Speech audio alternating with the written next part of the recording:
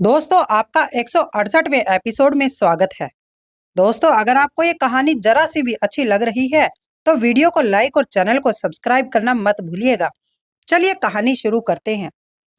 दोस्तों, आपने पिछले एपिसोड में देखा कि एक रिपोर्टर की सबसे बड़ी भूमिका खबरें देना है। यही उनका काम है, यही उनकी तनख्वाह और सम्मान का स्रोत है। समर ने पहला इंटरव्यू मीना को दिया। अब वो हुजियांग प्रांत के टेलीविजन स्टेशन की रिपोर्टर और चीफ कॉरेस्पॉन्डेंट थी। मीना समर के हाव भाव से आश्चर्यचकित थी। हालांकि वो एक टेलीविजन स्टेशन की रिपोर्टर थी, उसकी उम्र सिर्फ 20 साल से थोड़ी ज्यादा ही थी। वो बहुत अनुभवहीन थी। उसके बगल में कई मशहूर रिपोर्टर बैठे हुए थे। वे सभी मीना से ज्यादा एक्सपीरियंस्ड और योग्य थे, लेकिन फिर भी समर ने उसे ही इंटरव्यू के लिए सिलेक्ट किया था। जहां तक समर का सवाल है, उसके लिए मीना सबसे अच्छी रिपोर्टर थी। मीना ने समर की तरफ माइक्रोफोन बढ़ाते हुए पूछा, समर, आज आपकी शादी का दिन है, आपको कैसा लग रहा है? उत्तेजना के कारण मीना के गाल लाल हो गए थे और उसके होंठ कांप रहे थे। हालांकि उसने पहले भी समर का इंटरव्यू लिया था, लेकिन वो एक नॉर्मल इंटरव्यू था और उस समय उसके बगल में सिर्फ नॉर्मल लोग ही थे। ये इंटरव्यू बिल्कुल अलग था उस पहले वाले इंटरव्यू से। उनके बगल में बैठे सभी लोग दुनिया भर में मशहूर थे। बस उसके बारे में सोचकर ही वो उत्साहित और घबराई हुई थी। वो समर के साथ हाथ मिला रही थी और उसका हाथ छोड़ने का नाम भी नहीं ले रही थी। समर ने मीना का कंधा थपथपाया और उसने मुस्कुराते हुए कहा, मैं भी तुम्हारे जैसे ही महसूस कर रहा हूँ, उत्साहित भी हूँ और घबराया हुआ भी हूँ। हाथ मिलाना बंद करो अब। अगर तुम ऐसे ही हाथ मिलाती रही तो मैं यही तुम्हारे साथ हाथ मिलाता रह जाऊंगा, और फिर शादी कौन करेगा? उसकी चिढ़ाने वाली बातों को सुनकर मीना का चेहरा और भी लाल हो गया था। उसने अपने दांत भींचे और अपने हाथों को स्थिर किया और तुरंत समर का हाथ छोड़ दिया। मीना ने अपनी उत्तेजना को कंट्रोल किया और अपना दूसरा प्रश्न पूछा, समर, आप अपनी दुल्हन को क्या उपहार देना चाहते हैं? दूल्हे का दुल्हन के लिए तोहफा, यह एक बहुत बड़ी जानकारी थी जो हर कोई जानना चाहता था। हर एक व्यक्ति ने कान खड़े कर लिए थे अपने अपने। हर कोई ध्यान से सुन रहा था कि आखिर समर क्या कहने वाला है।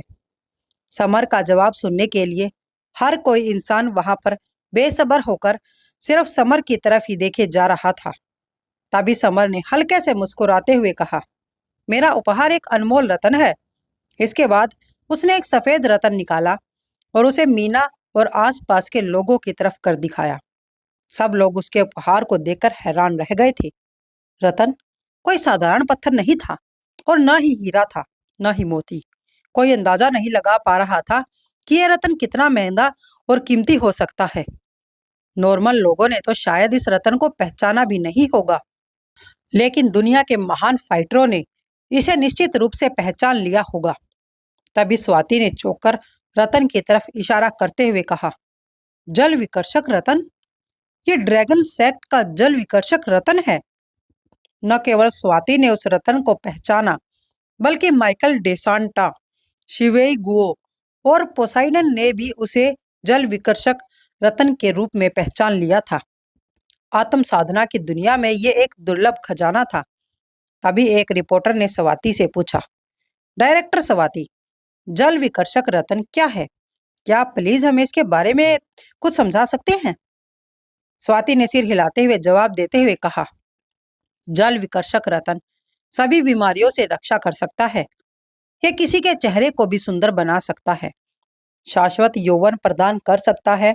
ये एक अमूल्य खजाना है। उसकी बात सुनकर वहां पर बैठे सभी लोग हैरान रह गए थे, खासकर आसपास वहां पर मौजूद औरतें। उनकी आंखें ईर्ष्या और जलन से भरी हुई थी। सुंदरता और यौवन दोनों ही औरतों के लिए अविश्वसनीय रूप से मूल्यवान होते थे। ये कोई भी इस तरह के आकर्षण का विरोध नहीं कर सकता था। तभी भीड़ में खड़ी एक औरत ने जेलसी भरी आवाज में कहा, मुझे कियारा से बहुत जलन हो रही है, काश मैं उसकी जगह होती। उसके पास खड़ी लड़की ने भी सिर हिलाते हुए कहा, मैं भी समर की दुल्हन बनना चाहती हूँ, तब मेरे पास भी एक जल विकर्षक रत्न होगा। वहीं उनके पास खड़ी एक और लड़की ने धीरे से कहा, बस करो तुम दोनों। अगर समर को दूसरी पत्नी चाहिए भी तो वो मेरी तरफ कोई खूबसूरत लड़की ही चुनेगा, ना कि तुम दोनों जैसी कोई बदसूरत लड़कियों को। हालांकि शादी समारोह अभी शुरू नहीं हुआ था, लेकिन हर कोई पहले से ही समर द्वारा निकाले गए जल विकर्षक रतन को लेकर बेहद उत्साहित था। कियारा को भी अभी अभी जल विकर्षक रतन के इस्तेमाल के बारे में पता चला था और वो इस तोहफे से बहुत खुश थी। एक लड़की होने के नाते उसका अपने रूप रंग को लेकर चिंतित होना स्वाभाविक था और वो यथासंभव लंबे समय तक यंग बनी रहना चाहती थी। वो समर के उपहार से बेहद खुश थी। ये सभी महंगे हीरे और मोतियों से भी अधिक मूल्यवान था। घड़ी में सुबह के 10 बज चुके थे और उनकी शादी की रस्म शुरू होने का समय हो गया था। उनके फेरे करवाने वाले पंडित जी के रूप में प्रभाकर मंच पर मौजूद थे और उनके साक्षी शैडो ग्रुप के प्रेसिडेंट थे। जैसे ही संगीत बजने लगा, कियारा ने अपने पिता का हाथ पकड़ लिया और धीरे धीरे मंच की तरफ बढ़ी। समर ने फूलों से उनका स्वागत किया, जबकि उनके ससुर शिवराज ने कियारा का हाथ समर के हाथ में दे दिया। कियारा के नाजुक हाथ इतने मुलायम, इतने मुलायम, इतने गर्म और छूने में बेहद सुकून देने वाले थे। समर उसे छोड़ना बिल्कुल भी नहीं चाहता था। समर ने कियारा को फूल दिए। संगीत के साथ दोनों धीरे धीरे बीच वाले मंच की तरफ बढ़े, जहां फेरों का मंडप सेट किया गया था। उनकी यह शादी की रस्म पूरी दुनिया लाइव देखने वाली थी। मंच पर दोनों को अग्नि के इर्द गिर्द बिठाया गया और फिर प्रभाकर ने कुछ मंत्र पढ़ते हुए हल्के से मुस्कुराते हुए कहा, समर, क्या आप कियारा को अपनी धर्म पत्नी के रूप में स्वीकार करते हैं और बीमारी और स्वास्थ्य में जब तक आप दोनों जीवित रहेंगे तब तक उसे अपने पास रखेंगे और हर मुश्किल में उसका साथ देंगे?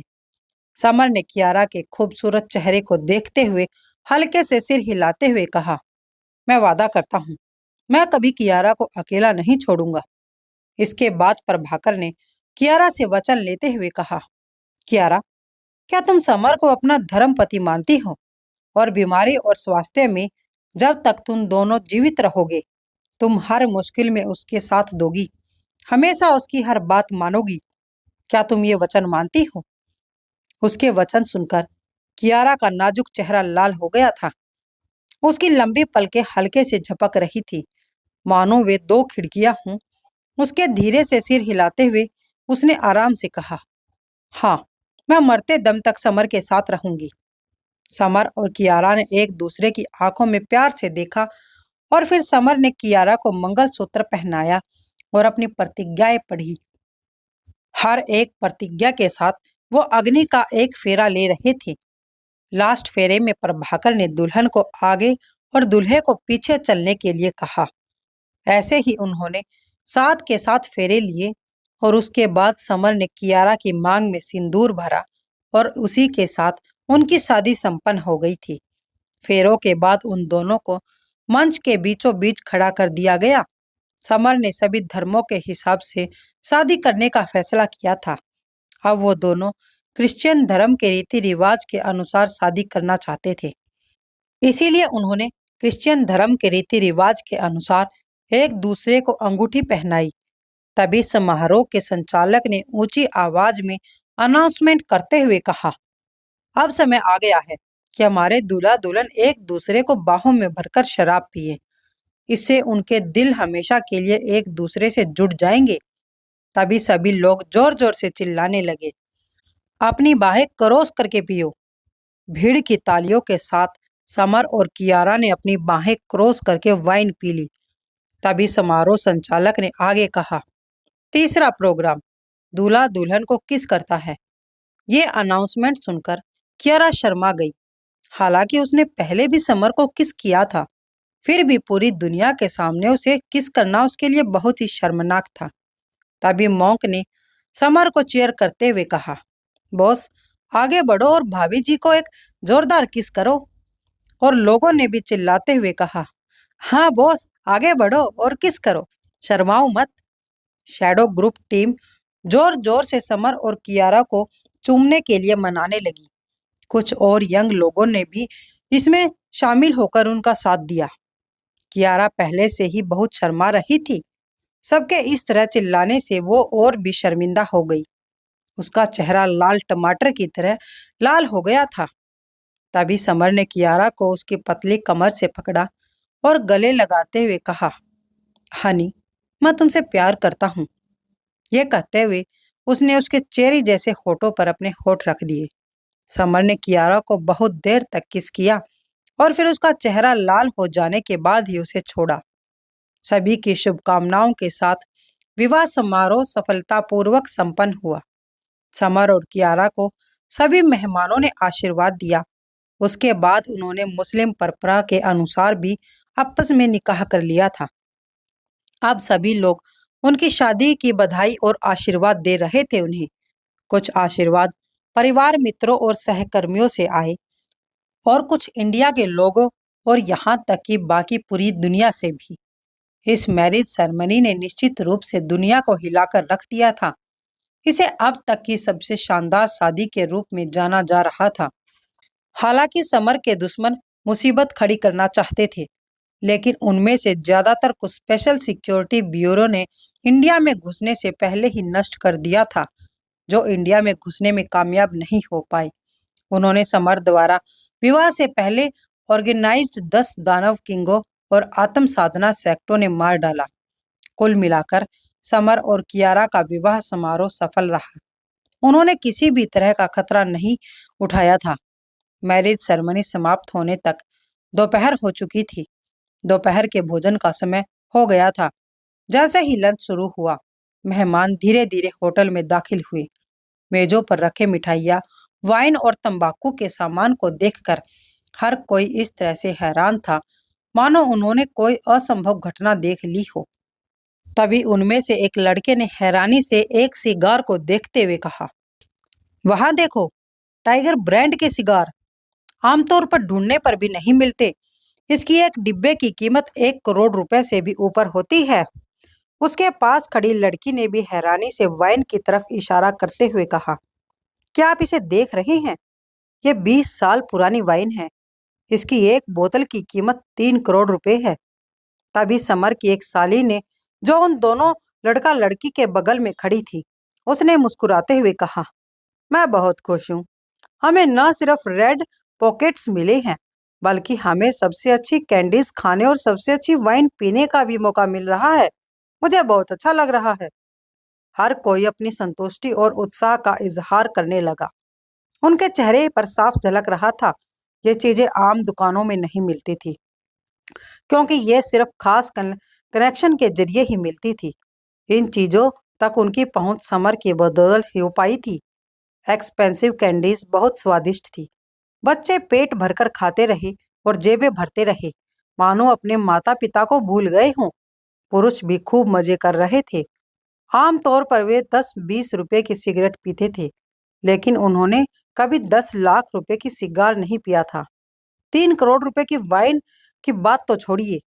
यहाँ पुरुष सिगार और वाइन पी रहे थे, वहीं महिलाएं भी आनंद ले रही थी। समर ने सभी मेहमानों के लिए खास तौर पर 1984 रफी वाइन तैयार कर रखी थी।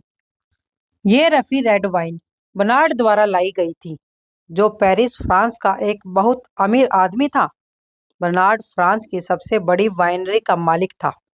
समर की शादी के लिए वो अपने सबसे अच्छी वाइन लेकर आया था। इस तरह की रेड वाइन बहुत दुर्लभ थी। दुनिया में कहीं भी मिलना बहुत ही मुश्किल था। केवल सबसे रेप्यूटेड और पावरफुल लोग ही इस तक पहुंच सकते थे। पैसे से तो इसे खरीदा भी नहीं जा सकता था। बर्नार्ड ने दशकों से इस शराब को अपने संग्रह में संभाल कर रखा था, लेकिन शैडो किंग की शादी के लिए वो इसे निकालने के लिए पूरी तरह तैयार था। आखिरकार अगर शैडो किंग न होता तो उसकी मौत बहुत पहले ही हो जाती। औरतों ने जिंदगी भर इतनी स्वादिष्ट रेड वाइन कभी नहीं पी थी। इसके स्वाद और उत्साह से उनके चेहरे लाल हो गए थे। एक औरत ने खुश होते हुए कहा, मैं कई शादियों में गई हूँ, लेकिन मुझे कभी भी इतनी बढ़िया वाइन नहीं पी। एक और लड़की ने धीरे से कहा, हाँ, ये सबसे अच्छा समय है ना, जब मैंने इतनी स्वादिष्ट वाइन पी है। एक और लड़की ने तारीफ करते हुए कहा, अरे यार, ये 1984 की रफी रेड वाइन है, जो सभी रेड वाइनों में सर्वश्रेष्ठ है। आज मैं बहुत खुश हूँ। मुझे यकीन नहीं हो रहा कि ये मशहूर रेड वाइन पी रही हूँ, वो भी मैं। सभी महिलाओं ने विस्मय में टिप्पणी की। वे अत्यंत संतुष्ट और प्रसन्न महसूस कर रही थी। इन सभी महिलाओं के लिए समर एक चमकते कवच काला पति था। फर्क सिर्फ इतना था कि वो कियारा का पति था, उनका नहीं। वहीं समर और कियारा हर मेज पर गए और अपने अपने मेहमानों के लिए टोस्ट किया, जिससे दावत और भी ज्यादा जीवंत हो गई थी। सबने खूब मजे किए। एक के बाद एक गिलास वाइन पीते रहे, सब मजे लेते रहे। जब कपल ने हर मेज पर टोस्ट किया तो शादी इवेंट समाप्त हो गया। वर्ल्ड फेमस ये शादी सफलतापूर्वक संपन्न हुई। उसके बाद समर और कियारा हेलीकॉप्टर से घर पहुंचे। उनका वेडिंग रूम कियारा का बेडरूम था। उसे बेहद उत्सवी अंदाज में सजाया गया था। सभी दीवारों पर बड़े बड़े लाल रंग के खुशी के अक्षर टंगे हुए थे। बिस्तर पर फिनिक्स के तकिए और रजाइयां सभी लाल रंग की थी, और दीवारों पर लालटेन की लड़ियां लटकी हुई थी, जिससे माहौल बहुत गर्म और आरामदायक लग रहा था। कमरा दोस्तों और परिवार से पूरी तरह से भरा हुआ था। सभी नव विवाहित जोड़ों की पहली रात का जश्न मनाने के लिए यहाँ मौजूद थे। तभी मॉन्क ने समर और कियारा की तरफ देखते हुए कहा, बॉस आइए, ये एक सेब खा लीजिए। जबकि उसके हाथ में एक सेब से बंधा हुआ धागा था। समर शादी के बिस्तर के बाईं तरफ बैठा था और कियारा दाईं तरफ। उसका नाजुक चेहरा शर्म से लाल हो गया था। सभी ने जयकार की। समर और कियारा दोनों सेब लेने के लिए आगे बढ़े। जैसे ही वे सेब को काटने वाले थे, मॉन्क ने तेजी से सेब को उठा लिया। शादी का जश्न घंटों चलता रहा। शैडो ग्रुप टीम और उनके परिवार और फ्रेंड्स उनका उत्साहवर्धन करते रहे। हर कोई लॉटरी जीतने से भी ज्यादा खुश था। आमतौर पर उनका बॉस होता था, लेकिन आज रात उन्हें आखिरकार उसे चिढ़ाने का मौका मिल ही गया था। इसलिए स्वाभाविक रूप से वे उसे आसानी से नहीं छोड़ने वाले थे।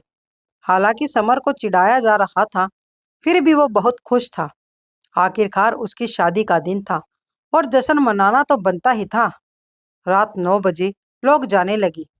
अब कमरे में सिर्फ समर और कियारा ही बचे थे। तभी कियारा ने शर्माते हुए समर से पूछा, क्या तुम्हें लगता है कि मैं सुंदर हूँ? कियारा की आंखें नशीली और उसका चेहरा चमकदार लग रहा था। समर ने उसकी बेवकूफी पर हंसते हुए कहा, बेशक, तुम बहुत सुंदर हो। मेरे लिए तुम दुनिया की सबसे खूबसूरत लड़की हो। दुल्हन के रूप में कियारा आज खास तौर पर बहुत खूबसूरत लग रही थी। उसका खूबसूरत चेहरा सुर्ख लाल वाइन की तरह नशीला लग रहा था। उसकी गहरी पुतली, काले रतन जैसी आंखें बेहद चमत्कार थी। समर की आंखें भूरी हरी रोशनी से चमक उठी। उसने ललचाई नजरों से कियारा की तरफ देखते हुए कहा, बेबी, मैं आ रहा हूँ। कियारा शर्मा रही थी। उसने अपना लाल चेहरा नीचे कर लिया। वह समर को देखने से डर रही थी। उसका सुंदर चेहरा देखकर समर चकित रह गया। समर फिर से मूर्खतापूर्ण हंसी हंसा, क्योंकि उसकी निगाहें और भी अधिक भूखी हो गई थी। इस समय कियारा को अविश्वसनीय रूप से खुशी महसूस हो रही थी। कियारा ने खुद को पूरी तरह से समर को सौंप दिया था। पूरी रात उन दोनों ने खूब मस्ती की और फिर थक कर सब सो गए। उनको पता ही नहीं चला। अगले दिन सुबह समर ने जम्हाई लेते हुए अपनी बाह को फैलाया, अपनी आंखें खोली और धीरे धीरे उठकर बैठ गया। पिछली रात की घटनाओं के बारे में सोचकर उसे बहुत उत्साह महसूस हुआ। समर ने अपना सिर घुमाया और कियारा को पुकारते हुए कहा, बेबी, उठो। हालांकि कियारा की आंखें कसकर बंद कर रखी थी और उसका चेहरा पूरी तरह से पीला था, जैसे किसी मृत व्यक्ति का। समर ने बार बार उसका नाम पुकारा, लेकिन वो नहीं जागी। कुछ गड़बड़ होने का आभास होते पर समर ने अपनी उंगलियां आगे बढ़ाई और उसकी नाड़ी जांचने के लिए उसकी कलाई पर अपना हाथ रख दिया। उसकी नाड़ी अनियमित थी और उसकी सांसें भी बहुत कमजोर थी, मानो वो किसी भी क्षण सांस लेना बंद कर देगी। ये सब देखकर समर का चेहरा पीला पड़ गया। उसने तुरंत अपना कुछ लाइफ एनर्जी कियारा के शरीर में डाला, लेकिन कोई फायदा नहीं हुआ। उसका शरीर उसकी एनर्जी को रिजेक्ट कर रहा था। कियारा के माथे पर काली गैस का एक गोला बन गया जो सभी दिशाओं में फैल गया। जल्द ही उसने उसके पूरे चेहरे को ढक दिया। उस गोले को देखकर समर ने हैरान होते हुए धीरे से कहा, मृत्यु अभिशाप? ये मृत्यु अभिशाप कैसे हो सकता है? समर को तुरंत वो समय याद आ गया जब कियारा घर से भाग गई थी। वो स्काई फैट पर्वत पर गई थी और तब तक स्काई फैट एल्डर ने कहा था कि हालांकि कियारा का शरीर बर्फ के फिनिक्स जैसा था, लेकिन उसके शरीर पर श्राप लगा हुआ था। अब लग रहा था कि श्राप टूट गया है। समर ने ये बात याद आते ही तुरंत अपना फोन निकाला और स्काई फैट दानव किंग और एल्डर मांक दोनों को अपने पास बुलाया। थोड़ी देर बाद स्काई फैट दानव किंग और बड़े मॉन्क जल्दी से आ पहुंचे। कियारा को देखकर वे दोनों चौंक गए। स्काई फैट दानव किंग ने कहा, यंग मास्टर, ये मौत का अभिशाप है। हमें उसे जल्दी से बचाना होगा, वरना वो एक दिन के भीतर ही मर जाएंगी। उसकी बातें सुनकर समर बहुत चिंतित लग रहा था। उसकी अभी अभी कियारा से शादी हुई थी और उन्होंने अभी अभी साथ में अपनी पहली रात बिताई थी। उनका अभी तक कोई बच्चा भी नहीं हुआ था और कियारा के पास जीने के लिए बस एक दिन बचा था। बेहोश कियारा को देखते ही समर के आंसू तेजी से बहने लगे। उसका दिल दुख रहा था, सचमुच बहुत दुख रहा था। समर खुद को मृत्यु अभिशाप से अभिषिक्त कर लेना चाहता था। समर ने उत्सुकता से पूछा, स्काई फैट दानव किंग, आप भविष्य की भविष्यवाणी करने की क्षमता रखते हैं। मुझे बताइए, मैं मृत्यु अभिशाप से कैसे छुटकारा पाऊं? उसने अपने आंसू पोंछने की जहमत भी नहीं उठाई थी जब से उसकी शादी हुई थी। कियारा पहले ही काफी कष्ट झेल चुकी थी और काफी दर्द से गुजर चुकी थी। समर ने स्काई फैट दानव किंग से इसका समाधान निकालने के लिए कहा था। दानव किंग के पास बहुत सी चीजों की भविष्यवाणी करने की क्षमता थी, जिसमें किसी के जीवन की लंबी उम्र भी शामिल थी। समर ने सही कदम उठाया था क्योंकि स्काई फैट दानव किंग निश्चित रूप से मृत्यु अभिशाप को हटाने की विधि जानता था। उसने धीरे से समर को इस विधि के बारे में बताते हुए कहा, युवा मास्टर, मृत्यु अभिशाप को हटाने के लिए आपको 3 चीजों की आवश्यकता होगी और वे हैं frozen heart, spring water of life और आइस ड्रैगन ब्लड। आकाश भाग्य दानव किंग ने बिना किसी हिचकिचाहट के समर को तुरंत सब कुछ बता दिया था। स्काई फैट दानव किंग की बातें सुनकर समर ने अपनी भौहें सिकोड़ ली। Frozen heart, spring water of life और आइस ड्रैगन ब्लड, ये तीनों ही चीजें बहुत दुर्लभ थी। Frozen heart, spring water life और आइस ड्रैगन ब्लड, ये तीनों ही चीजें बहुत दुर्लभ थी। फ्रोजन हार्ट सिर्फ बर्फ पर्वत पर और स्प्रिंग वाटर ऑफ लाइफ पवित्र स्थल के पोप के पास और आइस ड्रैगन ब्लड सिर्फ नॉर्थ सी ड्रैगन सेक्ट में पाया जाता था। हालांकि समर के पास ड्रैगन ब्लड था, लेकिन वो फायर प्रकार का था, जबकि उनको अभी आइस ड्रैगन ब्लड चाहिए था। इसलिए समर का फायर ड्रैगन ब्लड इस स्थिति में बेकार था। समर जानता था इन तीनों चीजों को इकट्ठा करना मुश्किल था, लेकिन समर को सबसे ज्यादा चिंता एक दिन की टाइम लिमिट की थी। कियारा के पास बस एक दिन बचा था। वो इतने कम समय में इन तीनों चीजों को कैसे इकट्ठा कर सकता था? वो इसके बारे में सोच ही रहा था कि तभी स्काई फैट दानव किंग ने कियारा के माथे की तरफ इशारा करते हुए कहा, यंग मास्टर, कियारा पर मृत्यु अभिशाप धीमा हो गया है मेरे ख्याल से। समर का ध्यान अब कियारा की तरफ गया और उसने ध्यान से वह देखने लगा और उसने स्काई फैट दानव किंग से पूछा, क्या बता सकते हैं कि ये क्या हो रहा है? स्काई फैट दानव किंग ने उसको समझाते हुए कहा, यंग मास्टर, अगर मैं सही हूं तो ये सब जल विकर्षक रतन की बदौलत हो रहा है। ऐसा कहा जाता है कि ये रतन स्वर्ग और पृथ्वी से प्राप्त एक खजाना है जिसमें जादुई पावर्स है। जल विकर्षक रतन ने मृत्यु श्राप के टूटने के समय बढ़ा दिया है और कियारा अब लगभग 1 महीना रह सकता है। इस खबर ने समर को खुश कर दिया था। अतिरिक्त 1 महीने से वो 3 दुर्लभ वस्तुएं ढूंढकर कियारा को बचा सकता था। समर ने खुद से ये कसम खाते हुए कहा, कियारा, मर नहीं सकती तुम। मुझे उसे बचाना होगा। मैं कियारा को ऐसे ही नहीं मरने दे सकता। समर ने तुरंत एक्शन में लिया और उसने फूल परी, शिवांगी मिस्ट्री, लॉयन दानव किंग, ग्रीन ड्रैगन दानव किंग, पर्पल बैट दानव किंग और अन्य लोगों को कियारा की रक्षा करने के लिए विला पर ही रहने का ऑर्डर दे दिया।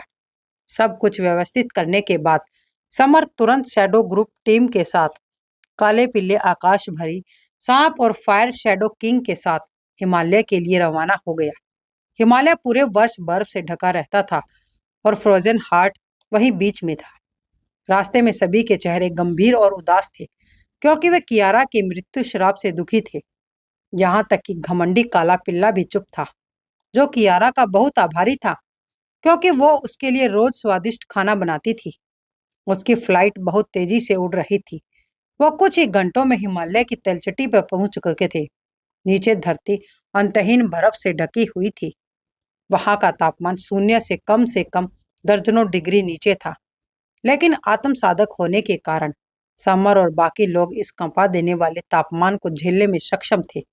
एक बड़े बर्फीले पहाड़ पर कदम रखते ही उनका स्वागत एक राक्षसी बर्फीले भालू ने किया।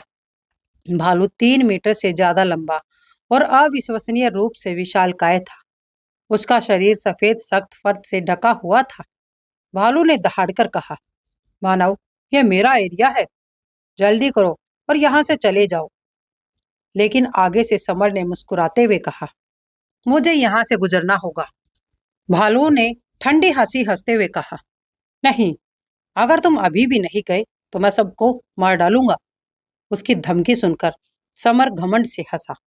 उसे पता था कि भालू आत्म एम्परर किंगडम लेवल का सिर्फ एक नॉर्मल सा दुष्ट जानवर था।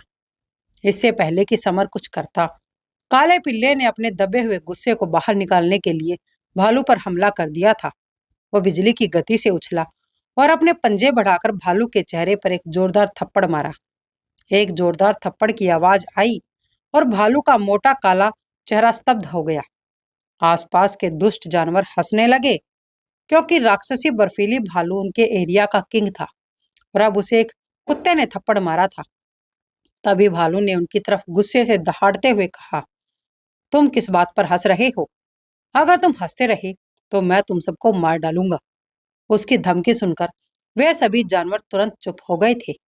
इसके बाद भालू ने गुस्से में काले पिल्ले पर दहाड़ते हुए कहा, बेवकूफ कुत्ते, तुमने मेरे चेहरे पर थप्पड़ मारने की हिम्मत भी कैसे की? क्या तुम मरना चाहते हो? लेकिन काले पिल्ले ने आगे से घमंड के साथ कहा, बेवकूफ भालू, लगता है तुम फिर से मार खाना चाहते हो। काला पिल्ला एक काली बिजली के बोल्ट की तरफ फिर से कूदा और भालू के चेहरे पर दूसरी तरफ वार किया, जिससे पंजे का स्पष्ट निशान बन गया था। हालांकि भालू गुस्से में था, लेकिन वो काला पिल्ला को रोक भी नहीं पा रहा था।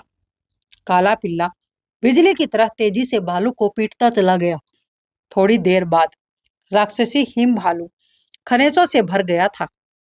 उसका फर उखड़ गया और वह जमीन पर गिर पड़ा। उसके गिरने के बाद काला पिल्ला उससे पूछने लगा, मूर्ख बड़े भालू, मुझे बताओ कि फ्रोजन हार्ट कहाँ है?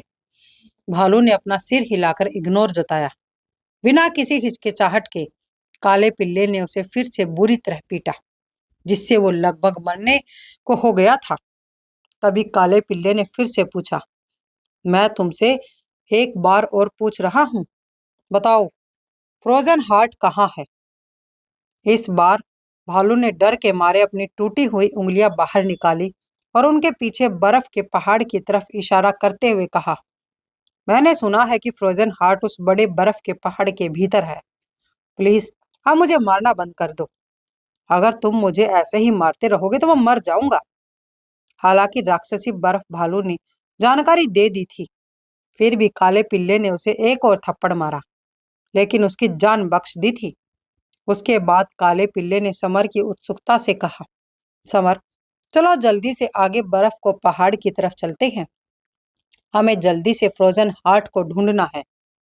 काले पिल्ले को बोलते हुए सुनकर शैडो ग्रुप टीम के सभी मेंबर्स हैरान रह गए थे। उनका हैरानी भरा चेहरा देखकर समर ने उनको समझाते हुए कहा, यह कोई नॉर्मल कुत्ता नहीं है। बल्कि एक स्पिरिचुअल जानवर है। आत्म साधकों के रूप में वे समझ गए थे कि स्पिरिचुअल जानवर राक्षसी जानवरों से भी ज्यादा पावरफुल होते हैं और इंसान की तरह बोलते हैं। इसके बाद उन लोगों का ग्रुप तुरंत ही उस बर्फ के पहाड़ की गहराई की तरफ बढ़ गया। कुल 9 बड़े बर्फीले पहाड़ एक पर्वत श्रृंखला से जुड़े हुए थे। तभी समर ने फायर शैडो किंग से रास्ता दिखाने के लिए कहा, जो अपने अग्नि प्रकार की क्षमता से मोटी बर्फ से पिघला सकता था। जैसे ही फायर शैडो किंग बर्फ पिघलाई, छिपे हुए बर्फीले राक्षसी जानवर बाहर कूद पड़े। सबसे पहले एक सफेद राक्षसी बर्फ तेंदुआ बाहर निकला। काला पिल्ला ने तुरंत उसे थप्पड़ मारकर पराजित कर दिया।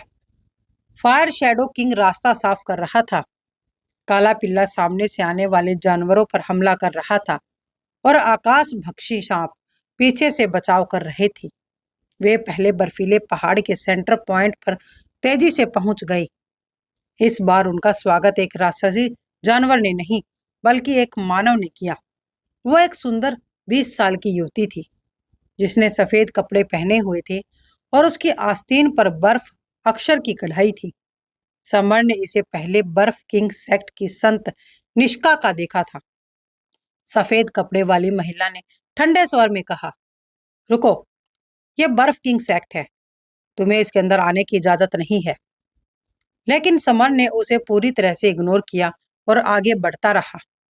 उसका निशाना फॉर्जेट हार्ट था और जो भी उसके रास्ते में आएगा वो उसका दुश्मन बन जाएगा।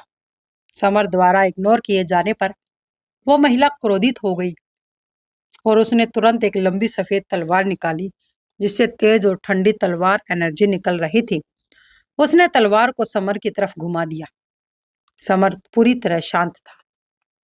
जैसे ही तलवार उसके सामने आई, उसने तुरंत अपनी 2 उंगलियां बढ़ाकर बिजली की गति से तलवार पकड़ ली। एक तड़कती हुई आवाज के साथ समर ने लंबी तलवार को 2 टुकड़ों में तोड़ दिया। अपनी तलवार टूटते देख महिला गुस्से में आग बबूला हो गई थी। उसने गुस्से से चिल्लाते हुए कहा, कमीने, तुमने मेरी लंबी तलवार तोड़ने की हिम्मत भी कैसे की? उसकी धमकी सुनकर समर ने बिना कुछ कहे अपना दाहिना हाथ आगे बढ़ाया, हवा का एक तेज झोंका दिया और उसके सिर के पीछे थप्पड़ मार दिया, जिससे महिला तुरंत चक्कर खाकर बेहोश हो गई थी। बेहोश होने से पहले उसने मन ही मन में सोचा, अन्य लड़के मेरी चापलूसी करते रहते थे और इस व्यक्ति ने मुझे जोरदार थप्पड़ मार दिया। वहीं समर ने बेहोश महिला को इग्नोर किया और आगे बढ़ गया। राक्षसी बर्फ भालू के अनुसार फ्रोजन हार्ट 5वें बर्फ पहाड़ के सेंटर में स्थित था और उन्हें अभी भी 8 पहाड़ पार करने थे। थोड़ी देर बाद समर का स्वागत 5 महिलाओं के एक पेट्रोलिंग युग ने किया। वे भी सफेद कपड़े पहने हुए थे, जिन पर बर्फ का अक्षर कढ़ाई किया गया हुआ था, जो दर्शाता था कि वे बर्फ किंग सेक्ट से थी। लंबे बालों वाली लीडर महिला ने समर और उसके साथियों को देखते हुए पूछा, आप लोग कौन हैं? लेकिन समर ने उनकी बात का कोई जवाब नहीं दिया। उसको ऐसे खुद को इग्नोर करते देख लीडर ने अपनी लंबी तलवार निकाली और समर की तरफ दौड़ते हुए गुस्से से बोली, अगर तुमने बर्फ किंग सेक्ट के एरिया में अतिक्रमण करने का दुस्साहस किया तो मैं तुम्हें अपनी मौत का सामना करना पड़ेगा। लेकिन समर ने एक बार फिर बिना कुछ कहे अपना दाहिना हाथ बढ़ाया और लीडर की तरफ प्रहार किया, जिससे उसकी तलवार टूट गई और वह बेहोश हो गई। तभी बची हुई चारों महिलाओं ने एक साथ समर पर हमला किया, लेकिन आगे से एक ठंडी लहर के साथ समर ने अपना दाहिना हाथ हिलाया और उन चारों को भी बेहोश कर दिया। समर सभी पांचों को थप्पड़ मारकर बेहोश कर चुका था, लेकिन उसने ये नहीं देखा कि 500 मीटर की दूरी पर एक और लड़की खड़ी थी। वो छठी महिला, जो बीमारी के कारण आराम कर रही थी, इस हमले से बच गई थी। तभी एक चिल्लाने की आवाज आई। वह सुंदर महिला, लड़की डर के मारे चीख पड़ी थी। अपने सभी पांचों बहनों को एक ही थप्पड़ में पराजित होते देख वो घबरा गई और उसने जल्दी से बर्फ किंग सेक्ट के एल्डरो को सूचित करने का फैसला किया। उसने एक सिंगलिंग उपकरण से लाल लो का संकेत आकाश की तरफ भेजा, जिसने पूरे आकाश को रोशन कर दिया। यह खतरे का संकेत था। वही समर ने लाल सिग्नल को देखकर भौहें चढ़ाई और तुरंत उस युवती की तरफ दौड़ा। युवती ने बचने के लिए अपनी लंबी तलवार निकाली, लेकिन समर उससे बहुत तेज था। समर ने एक ही थप्पड़ में उसकी तलवार के दो टुकड़ों में तोड़ दिया था और उसको भी बेहोश कर दिया। तभी दूर से एक बहरा कर देने वाली आवाज आई। एक तेज तलवार एनर्जी तेजी से समर की तरफ बढ़ रही थी। समर ने तेजी से अपना शरीर पीछे खींचा और तलवार की एनर्जी से बाल बाल बच गया। ये एनर्जी बर्फ के पहाड़ से टकराई, जिससे एक डरावनी गहरी दरार बन गई थी। तभी एक अधेड़ उम्र की महिला उस यंग लड़की के बगल में आकर खड़ी हो गई। वो गोरे रंग की थी। उसका आकर्षण अभी भी बरकरार था। उस अधेड़ उम्र की महिला ने उस लड़की की गर्दन का प्रेशर पॉइंट दबाया और वह तुरंत उस लड़की के साथ बेहोश हो गई। होश में आते ही उस यंग लड़की ने अधेड़ उम्र की महिला को समर की तरफ इशारा करते हुए कहा, तीसरी एल्डर, आप आखिरकार यहाँ आ ही गई। मेरी सभी बड़ी बहनों को इस आदमी ने बेहोश कर दिया है। प्लीज उनका बदला लीजिए। युवती की बातों को सुनकर बर्फ किंग सेक्ट की तीसरी एल्डर का चेहरा काला पड़ गया। बर्फ Elder king sect emperor level का सेक्ट था। उस सेक्ट के मेंबर्स बहुत दबंग थे। तीसरी एल्डर ने व्यंग्यात्मक लहजे में समर से पूछा, बच्चे, तुम कौन हो? अपना नाम बताओ। समर ने हल्के से मुस्कुराते हुए कहा, मेरा नाम समर है। मुझे इस एरिया से गुजरना है। अगर आप चोट नहीं खाना चाहती तो मेरे रास्ते से हट जाइए। तीसरी एल्डर समर का नाम सुनकर हैरान रह गई थी। उसे पता था कि समर आत्मनिर्भर एम्परर किंगडम लेवल के लोअर नंबर के एक फाइटर के रूप में फेमस है, जिसने ड्रैगन टाइगर पर्वत पर एक आत्म एम्परर किंगडम लेवल के हाफ स्टेज के फाइटरों को पराजित किया था और गोल्डन प्रकाश तलवार प्राप्त की थी। हालांकि वो खुद आत्म एम्परर किंगडम लेवल के फर्स्ट स्टेज की फाइटर थी, जो समर से एक स्टेज ऊंची थी, इसीलिए वो समर से नहीं डरी। तीसरी एल्डर ने समर को धमकी देते हुए कहा, समर, क्योंकि आप हमारे बर्फ किंग सेक्ट में हैं, इसीलिए अगर आप मुझे गोल्डन प्रकाश तलवार देते हैं तो मैं आपकी जान बख्श दूंगी। वो तलवार हासिल करना चाहती थी और उसके बाद समर को मारना चाहती थी। समर ने ठंडी हंसी हंसते हुए तीसरी एल्डर को कोसते हुए कहा, अच्छा बुढ़िया, तो तुम चाहती हो कि मैं तुम्हें अपनी गोल्डन प्रकाश तलवार सौंप दूं? सपने देखती रहो, लेकिन ऐसा कभी नहीं होगा। समर के उपहासपूर्ण शब्दों से तीसरी एल्डर क्रोधित हो गई और उसने ठंडे स्वर में समर पर चिल्लाते हुए कहा, क्योंकि तुम मरना चाहती हो, इसीलिए मैं तुम्हारी इच्छा जरूर पूरी करूंगी। तीसरी एल्डर ने अपनी सिल्वर स्नो तलवार निकाली, जो एक एम्परर लेवल की स्पिरिचुअल हथियार थी। उसने तलवार को आगे की तरफ घुमाया, जिससे बर्फीली तलवार एनर्जी निकली और हवा में एक विशाल घाव बन गया। एक तेज धमाकेदार आवाज के साथ यह एनर्जी समर की तरफ बढ़ा। समर ने अपनी गोल्डन प्रकाश तलवार आगे बढ़ाई। कलाई घुमाकर उसने तलवार को एक गोल्डन प्रकाश किरण की तरफ बदल दिया, जिसने तुरंत ही पूरे वातावरण को तहस नहस कर दिया था। गोल्डन प्रकाश तलवार सिल्वर स्नो तलवार से टकराई, जिससे एक बहरा कर देने वाला धमाका हुआ। समर और तीसरी एल्डर दोनों अपनी अपनी जगह पर डटे रहे। तीसरी एल्डर हैरान थी कि समर, जो उसे एक स्टेज नीचे था, वो उसे कोई नुकसान नहीं पहुंचा पाई थी। समर भी हैरान था, हालांकि उसके पास ओपोनेंट की तुलना में कम लाइफ एनर्जी थी। तभी तीसरी एल्डर ने धीमी गर्जना से करते हुए कहा, सिल्वर स्नो तलवार तकनीक। और सिल्वर स्नो तलवार तकनीक का इस्तेमाल करने हवा में तलवार की एनर्जियों से बना एक विशाल हिमकरण बनाया, जो तेजी से समर की तरफ बढ़ रहा था। समर का चेहरा काफी भारी हो गया था। समर ने भी गरजते हुए कहा, आसमान में विचरण करने वाला गोल्डन प्रकाश। ये कहते हुए उसने कलाई के झटके से गोल्डन प्रकाश तलवार को एक गोल्डन प्रकाश की किरण में बदल दिया, जो तुरंत ही सिल्वर स्नो तलवार से टकरा गई। उसके इस टक्कर के साथ कान फोड़ू ध्वनि उत्पन्न हुई, जिससे आकाश और पृथ्वी हिल गई। तलवार की एनर्जी बर्फ के पहाड़ की दिशा में फैल गई थी। जिससे वो टूट गया। उन्होंने कुछ 100 वार एक दूसरे पर किए, लेकिन कोई विनर नहीं बना। तभी समर ने अपनी भौहें सिकोड़ ली और मन ही मन खुद से कहा, मैं अब और समय नहीं बर्बाद कर सकता। मुझे जल्दी से तीसरी एल्डर को मारना होगा, ताकि मैं 5वें पहाड़ पर जाकर फ्रोजन हार्ट को ढूंढ सकूं। वो जानता था कि कियारा को बचाने के लिए उसके पास सिर्फ 1 महीना था। वो ज्यादा समय बर्बाद बिल्कुल भी नहीं करना चाहता था। वो सोचते हुए समर ने तुरंत अपनी डायमेंशन अंगूठी से गोल्डन कलश निकाला, जो एक एम्परर लेवल का स्पिरिचुअल हथियार था। समर ने कलश खोला और अपने शरीर के अंदर के इम्पोर्टेंट सार को इकट्ठा करते हुए उसे तीसरी एल्डर की तरफ इंगित किया।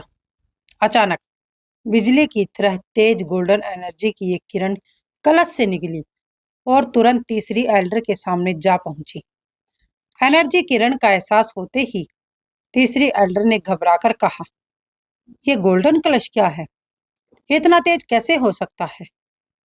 उसने इस एनर्जी से बचने के लिए तुरंत एक प्रोटेक्शन प्रकाश किंगडम एक्टिवेट किया, लेकिन गोल्डन एनर्जी से उसे तुरंत भेद दिया और उसके सिर में जा लगी, जिससे एक बड़ा सा छेद हो गया और चारों तरफ खून फैल गया था। तीसरी एल्डर जमीन पर गिर पड़ी। उसकी आंखें सदमे में निराश से भरी हुई थी। उसे नहीं पता था कि वो गोल्डन संत के एम्परर लेवल के स्पिरिचुअल हथियार से हारी थी। तभी समर ने तीसरी एल्डर की लाश की तरफ देखते हुए कहा, मैंने तुम्हें अपने रास्ते से हटने के लिए कहा था, लेकिन तुम नहीं मानी, इसीलिए मुझे मजबूरन तुम्हें मारना ही पड़ा।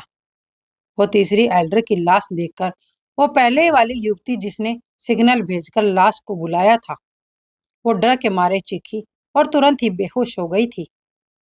उसने समर को तो मेहनत करने का मौका ही नहीं दिया। तभी समर ने तुरंत झुंझलाहट में युवती के शरीर में अपना कुछ इंपॉर्टेंट सार स्थानांतरित कर दिया, जिससे वो होश में आ गई। उसके होश में आते ही समर ने ठंडे स्वर में उसकी धमकी देते हुए कहा, अब दोबारा बेहोश होने की हिम्मत भी मत करना। अगर तुम फिर से बेहोश हुई तो मैं तुम्हें मार डालूंगा। उसकी धमकी से उस युवती ने डर के मारे कांपते हुए रिक्वेस्ट करते हुए कहा, प्लीज मुझे मत मारो। उसकी रिक्वेस्ट सुनकर समर ने ठंडे स्वर में कहा, मुझे तुम्हें मारने की जरूरत नहीं है, लेकिन अगर तुम चाहती हो कि मैं तुम्हें ना मारूं, तो तुम्हें मुझे बर्फ किंग सेक्ट के बारे में बताना होगा। युवती ने अपना सिर हिलाया और उसकी बात का जवाब देते हुए कहा, हमारे सेक्ट मास्टर और संत दोनों ही इस समय बर्फ किंग सेक्ट में नहीं हैं। वे दोनों 5वें हिम पर्वत पर फ्रोजन हार्ट के लिए लड़ रही हैं। उसकी बात सुनकर समर का चेहरा पीला पड़ गया। वो उन्हें फ्रोजन हार्ट लेकर जाने नहीं दे सकता था। इसीलिए समर ने बिना देरी के साथ हाथ बढ़ाकर उस युवती को बेहोश कर दिया। समर ने अपना वादा निभाते हुए उसको जान से नहीं मारा था। तभी समर ने चिंतित होते हुए अपने ग्रुप से कहा, चलो 5वें पर्वत पहाड़ पर चलते हैं। ये कहते हुए वो तुरंत आगे बढ़ा और उसकी पूरी टीम ने भी बिल्कुल देरी नहीं की और उसके पीछे पीछे चल दी।